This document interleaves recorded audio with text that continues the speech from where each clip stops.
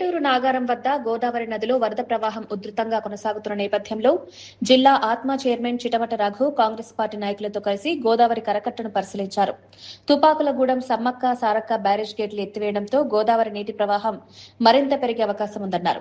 ఈ పరిస్థితుల్లో ప్రజలు, రైతులు, పశువుల కాపర్లు, జాలర్లు అత్యంత అప్రమత్తంగా ఉండాలని సూచించారు. లోతట్టు ప్రాంతాల ప్రజలు అధికారుల హెచ్చరికలు, సూచనలను తప్పకుండా పాటించాలని, అవసరమైతే వెంటనే సురక్షిత ప్రాంతాలు, పునరావాస కేంద్రాలకు తరలించే ఏర్పాట్లున్నాయన్నారు. ఎలాంటి ఇబ్బందులు ఎదురైనా ఆలస్యం చేయకుండా సంబంధిత అధికారులకు సమాచారం అందించాలని కోరారు.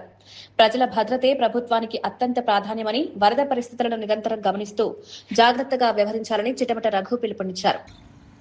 గోదావరి పరివాహక ప్రాంతంలో ఉన్న లోతట్టు ప్రాంతంలో ఉన్న గ్రామాలకు మరి గోదావరి ఎక్కువ రావడం వల్ల కొంచెం ప్రమాదం ఉంది కాబట్టి మరి సీతక్క గారి ఆదేశానుసారం ఈ రోజున మరి ఇక్కడికి వచ్చి పరిశీలించడం జరిగింది. అదేవిధంగా ప్రజలందరినీ కూడా కలిసి గోదావరి ప్రవాహం పెరిగే కొద్దీ తగు జాగ్రత్తలు పాటించాలి, సురక్షిత ప్రాంతాలకు పోవాలనే ఆలోచనతో మేము గ్రామంలో కూడా చెప్పడం జరిగింది.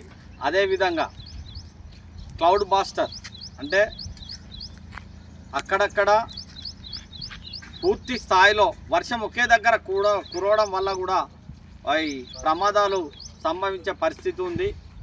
అదేవిధంగా 2 సంవత్సరాల ముందు మేడారం అడవుల్లో ఈ విధంగానే క్లౌడ్ బాస్టర్ అదేవిధంగా టర్నెండో వచ్చి చెట్లు మొత్తం కూలిపోవడం జరిగింది.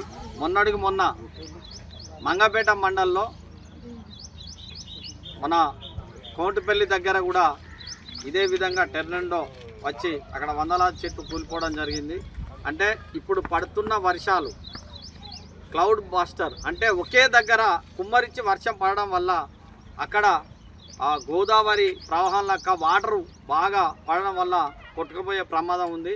మరి పొలాలకు పోయేవారు, అదేవిధంగా పశువు కాపర్లు కానీ, అదేవిధంగా గోదావరి మీద ఫిష్ వేటాడే వాళ్ళు కానీ, చేపల వేటకు వెళ్ళేవారు కానీ తగు జాగ్రత్తలు పాటించాలనేది కూడా ఈ సందర్భంగా తెలియజేస్తున్నాం.